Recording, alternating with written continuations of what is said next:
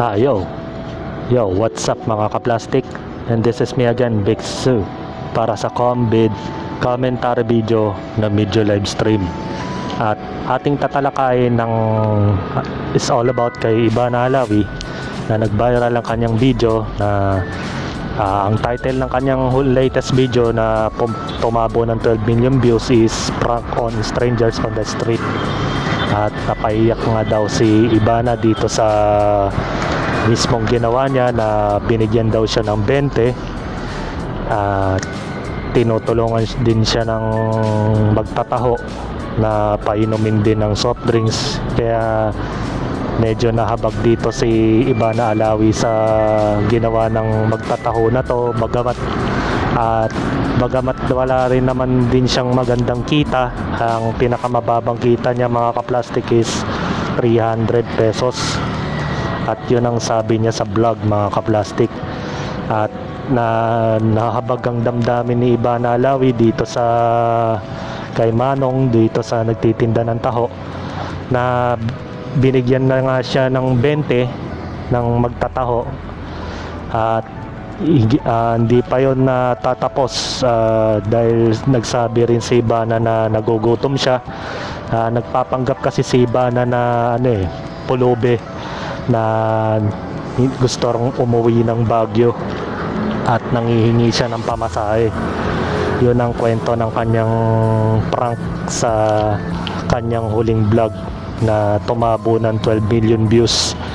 At binigyan naman siya ng 20 pesos, bagamat yun lang naman ang kaya ng magtataho mga kaplastik.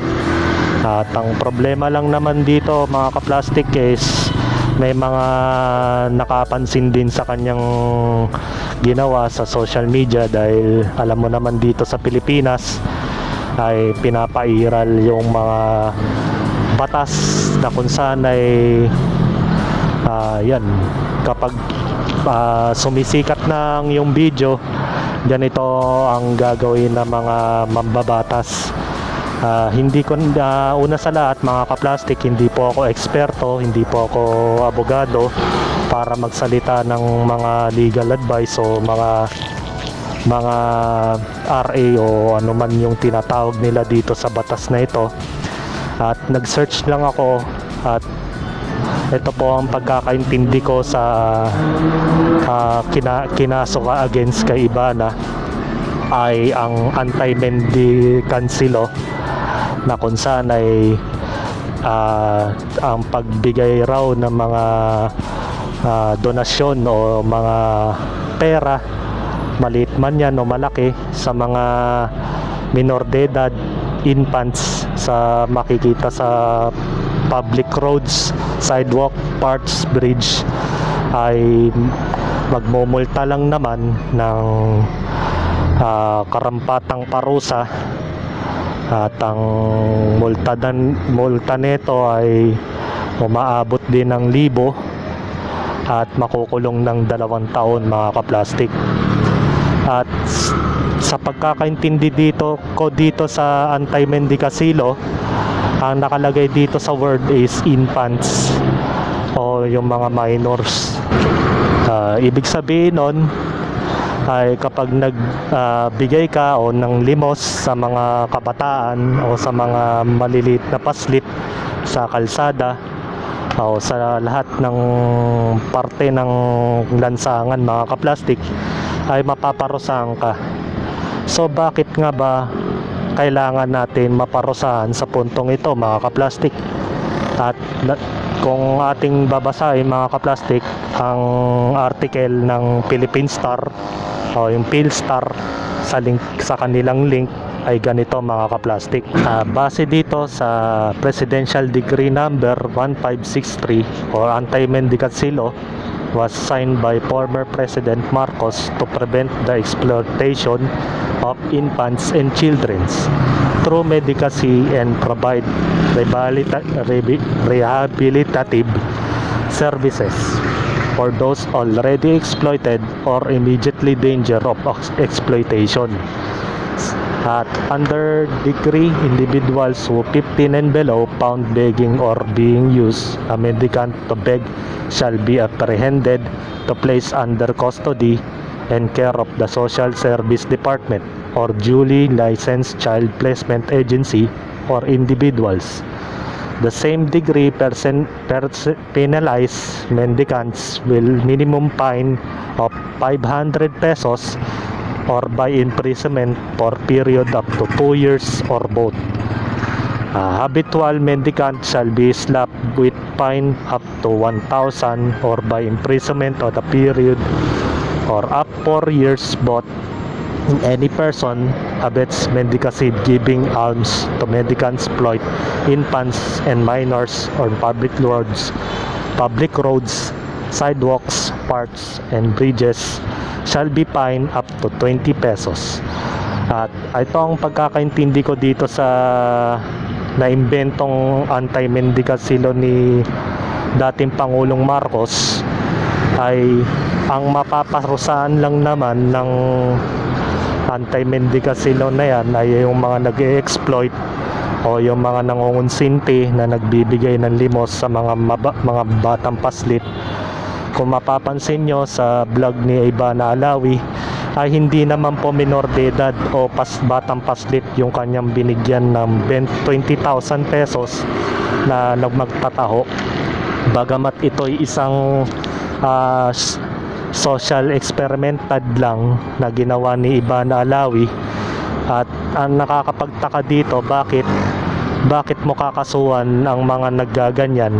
Bakit si Syrian Wanderer at ang iba pang mga vlogger na nagbibigay ng charity sa mga kalsada? Marami akong nakikita mga vlogger na nagbibigay ng mga pera na higit pa sa 20,000 na ginawa ni Ivana. Kaya 20,000 ang binigay ni Ivana Alawi sa magtataho na yon, dahil una sa lahat 20 pesos kasi ang binigay ng lalaki ng magtataho na yon, si Manong. Kaya parang 100 times o 100 times na beses ang laki ng iginanti ni Ivana Alawi doon. At wala namang masamaan na magbigay ng pera unless kung mayroong sindikatong nakatalikod dito o nakapaloob dito na ini-exploit na maglimos sa kalsada. At higit sa lahat, hindi naman inutusan ng magtataho na bigyan siya ng pera, bagkus nabigla nga siya na, seryoso ka ba? Nabibigyan mo ko ng ganito kalaking pera. Nagulat pa nga siya noon dahil pulobi si Ivana Alawi, hindi siya kilala. Baga hindi nga siya nakilala ng magtataho na siya ay sikat na artista o vlogger. Ay yun, umabot lang sa point na nalaman na lang niya na in-interview na siya ng isang staff ng kasamaan ni Ivana. At yun, mga kaplastik, ang nakakainis lang dito sa anti-mendicancy law ay parang pinagbabawal tayo na mag-charity, na magbigay ng kahit konting tulong sa mga taong nagigipit sa kalsada. At kaya lang naman na imbento nito ni dating Pangulong Marcos ang batas na ito dahil nung mga panahon ni Rehimeng Marcos ay uso yung mga sindikato na kung saan yung mga sindikato ay nangingidnap ng mga kabataan at ine-exploit nila o pinapakalat nila sa mga kalsada, sa mga street o sa mga matataong lugar para manlimos, at ginagawa nilang hanap buhay ito. Kaya naimbento ni Pangulong Marcos yung ganitong batas na kapag ikaw ay nahuling naglilimos ay mumultahin ka ng 500 up to 1,000 pesos at makukulong ka ng 2 taon. At yun na nga nakakalungkot dito mga kaplastik, at bakit kailangan pa nating umabot sa point na ay kailangan nating gawin ang mga bagay na bakit bumabase ang mga batas kapag mayroon ng kumikita na vlogger na halimbawa yan, tumabo si Ivana ng 12 million views sa social media niya, sa social media accounts. At yun na nga, dahil dun sa ginawa niyang vlog, at ay marami nang nag-apila sa kanyang sa kanyang ginawa na parang pinagkakitaan niya ang pagiging social experiment. At ito pala ang pangalan ng magtataho vendor na to, na si Joselito Martinez, 58 years old, na taga doon sa Mandaluyong yata to, na kung napapakinggan ko yung kanyang vlog ni Ibana na sinasabi niya na siya na lang yung naghahanap buhay, maghapon na lang siyang nakatambay dyan sa gilid, at hindi naman niya ine-expect na bibigyan siya ni Ibana Alawi ng ganitong kalaking pera. At yun na nga nakakalungkot sa anti-mendicasi law, mga kaplastik. Anti-mendicasi law na yan ay pinapakita lang natin na nagiging maramot tayo sa kapwa at nagiging masama tayo, at parang ine-exploit tayo ng batas na maging maramot sa mga nangangailangan.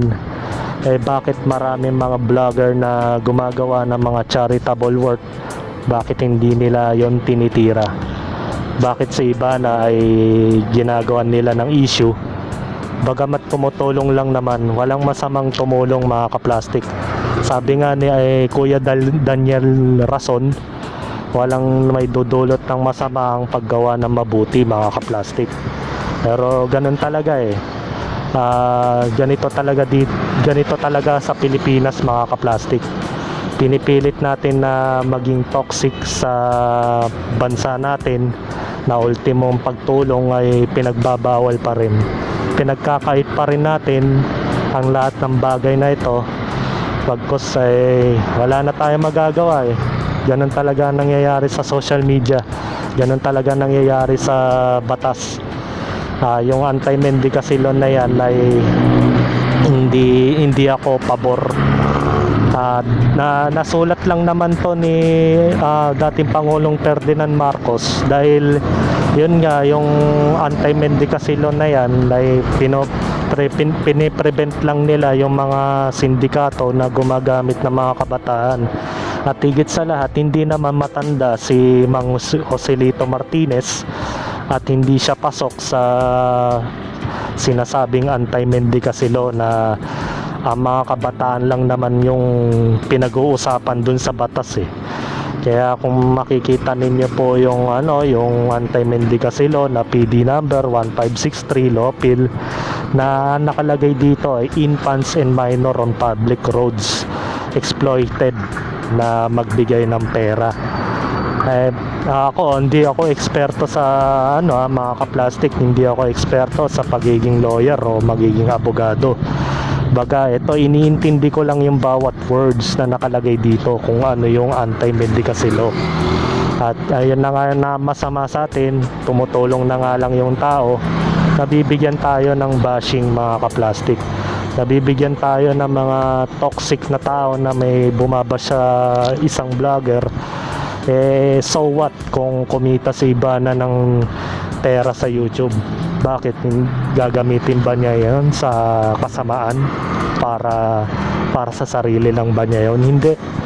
May mga pinaglalanan din siya niyan, at naniniwala akong gagawin niya ito sa kabutihan.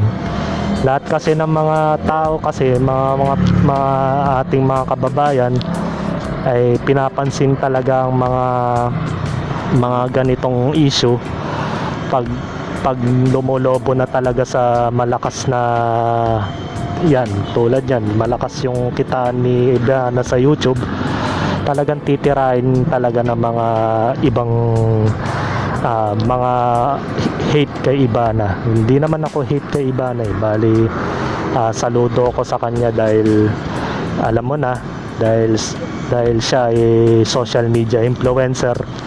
At bihira lang ang social media influencer na gumagawa ng ganyan, mga kaplastik. Bakit kaya nila gagawan ng kaso ang tao? Ay tumutulong lang naman.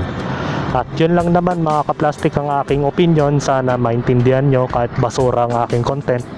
Hanggang dito na lang, ang mga kaplastik. And this is me again, Dixu, na nagsasabing ang mga plastik ay matagal mabulok dahil ang mga plastik ay toxic.